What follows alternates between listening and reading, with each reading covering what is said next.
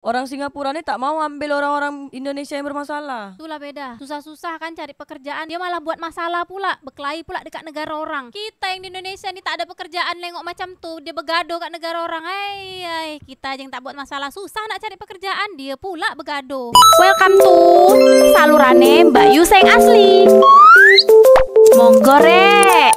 Welcome everybody, enjoy the show. Monggo rek. Malaysia kebagian iPhone 16 pertama. Indonesia tak masuk prioritas. CEO Apple, Tim Cook, sempat mengunjungi Indonesia pada April lalu. Namun ini tak serta-merta membuat Indonesia menjadi salah satu negara prioritas untuk mendapatkan iPhone 16 pertama. Di Malaysia dan 57 negara lain tersebut, konsumen bisa memesan alias pre-order iPhone 16 series tersebut. Macam mana nak dapat iPhone 16? Apple Store-nya aja tak ada kat Indonesia. Paling aman tuh beli dekat Singapura. Apple Store kat Malaysia tuh baru tahun ini.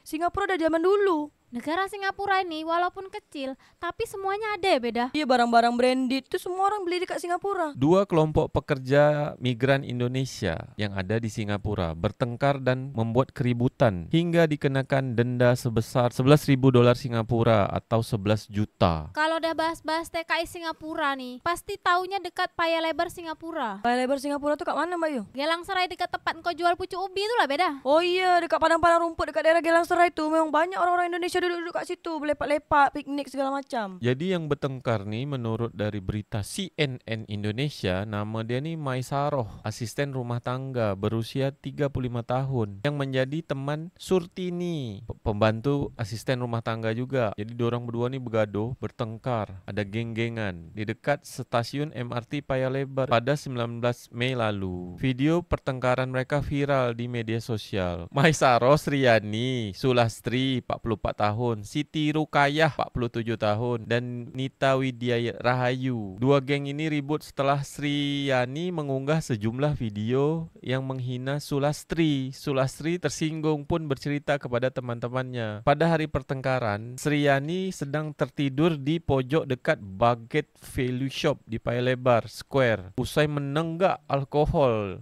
di sebuah pesta. Woi, berpesta-pesta orang nih.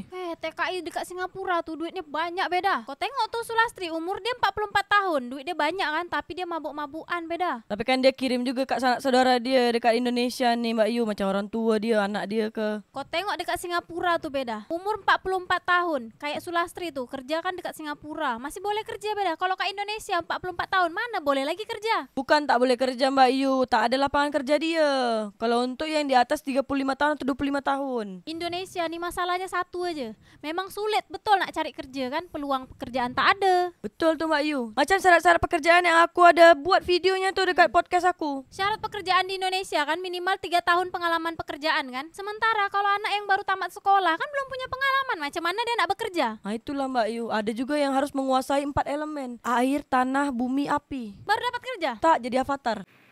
Sulastri dan gengnya kemudian mendatangi Sriani yang tertidur sekitar pukul 14.40 siang. Sulastri menendang tangan Sriani untuk membangunkan dia. Kedua lantas terlibat cekcok hingga berujung ribut dan menarik perhatian orang yang lalu lalang. Seseorang akhirnya menghubungi polisi sehingga para ART, asisten rumah tangga tersebut, diamankan. Kat Singapura jangankan nak berantem atau nak berkelahi lah kalau kat Tanjung Pinang bilang berkelahi. Engkau nak buang sampah puntung rokok tu aja boleh ketahuan lagi dengan polisi, lebih cepat lagi. Berarti Sulastri ini bulan ini tak ada kirim duit lah ke orang tua dia, Mbak Yu. Iyalah sebab dah kena sanksi. Denda lagi. Bukan hanya itu aja beda. Diorang nih pun beresiko akan dikeluarkan dari pekerjaannya karena dah buat perkelahian kat negara orang. Orang Singapura ini tak mau ambil orang-orang Indonesia yang bermasalah. Itulah beda. Susah-susah kan cari pekerjaan, dia malah buat masalah pula, berkelahi pula dekat negara orang. Kita yang di Indonesia nih tak ada pekerjaan, nengok macam tuh, dia bergaduh kat negara orang. Hai, kita aja yang tak buat masalah, susah nak cari pekerjaan, dia pula bergaduh. Kepada Sulastri dan Suryani, buat apa bergaduh-gaduh? Orang tua korang ni dekat sini macam mana? Kalau misalnya korang bergaduh tak dapat kerja, cari kerja dekat Jawa tu susah. Kat Indonesia lah terkhususnya. Korang dua-dua ni dah dapat kerja dari Singapura, dapat dolar lagi, dah bersyukur harusnya. Ingat, di Jawa tu susah cari duit. Beda. Kau ingat, Jawa tu adalah kunci. Ini orang Jawa sampai kerja kat Singapura, kunci apa benda? Orang Jawa bisa kerja sampai ke Arab sana, sampai ke Turki, ke Dubai ya. Sulastri sama Suryani juga sampai ke Arab Arab Dubai. Si Tejo sama Painem. 55% rakyat Singapura sedia berpindah ke Johor Bahru. Sewa di Johor Bahru lebih murah RM29.000 berbanding Singapura. Kos sara hidup Singapura memang tinggi, tetapi Johor Bahru menawarkan alternatif yang lebih mesra budget. Dengan sewa rumah di Johor Bahru yang lebih murah RM29.000 berbanding Singapura, ramai rakyat Singapura kini memilih untuk berpindah ke Johor Bahru sambil berulang-alik bekerja.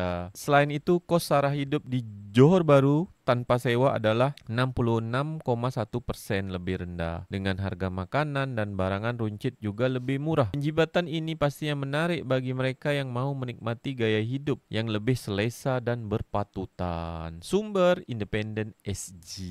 Ini yang macam Cece cakap nih, selalu dia cakap macam gitu. Kerja dekat Singapura tapi tinggalnya dekat Johor Malaysia. Iyalah, betul beda. Sebab tinggal di Johor Bahru Malaysia biaya hidup lebih murah. Tapi kan ulang-alik ni kan penat Mbak Yu. Subuh kita baru masuk ke imigrasi tu cop paspor, balik dia malam. Buat cop paspor lagi. Belum lagi yang harus kena sprint tu kan.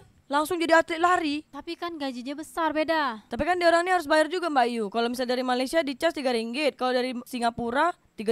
Kalau sebulan tu dah berapa tu? RM90 sama $90. Tapi gaji mereka tuh beribu-ribu dolar Singapura beda. Kalau gaji di orang $3.000 aja beda. Berapa sangat lah $90 dengan RM90 tuh dalam sebulan. Coba engkau bayangkan $3.000 Singapura engkau tukarkan dalam ringgit. Dapat berapa banyak tuh? Itu baru ke ringgit Malaysia Mbak Yu. Kalau engkau tukarkan ke rupiah Indonesia dah puluh ribu. Dah setara dengan gaji dewan. Itu kerja sebulan aja. Sempat dia kerja 10 tahun macam mana?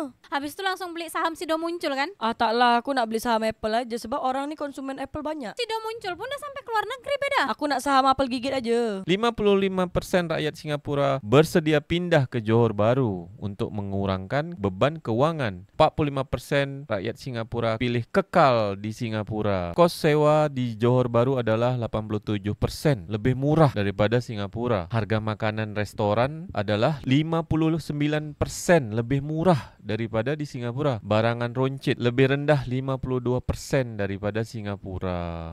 Jadi kira-kira tu kalau dah 55% rakyat Singapura pindah ke Johor, berarti dia ni tetap warga Singapura kan? Dia tetap warga negara Singapura. Tapi ya itu, demi mengurangi pengeluaran, dia sewalah Kak Johor Bahru Malaysia tuh. Jangan-jangan dia beli rumah tak Kak Johor Bahru Malaysia tuh? Memangnya boleh Mbak Yu kita warga negara asing beli rumah dekat Malaysia? Yang penting kan duit beda. Kau tengok Kak Indonesia nih pulau-pulau pun boleh dibeli. Tanah-tanah resort tuh siapa yang beli? Orang Tapi luar kan tak negeri. jadi hak milik Mbak Yu. Tapi kan dia dalam skala berkepanjangan, bukan dalam waktu setahun 2 tahun. Ya berarti pun sama juga Singapura ni hanya sewa aja tapi bertahun-tahun. Dia ada kontraknya. Aku rasa mereka beli rumah Kak Johor lah beda. Coba korang kalau orang Singapura yang nak bersedia pindah ke Johor Malaysia ni korang komen dekat bawah. Korang beli ke korang sewa? Kalau korang orang Singapura yang beli rumah Kak Johor Malaysia, korang komen kat bawah. Kalau korang orang Malaysia yang sewa apartmen atau rumah dekat Johor Malaysia, korang juga komen dekat bawah. Korang orang Indonesia berdua yang beli rumah dan tanah di Johor Malaysia, komen kat bawah.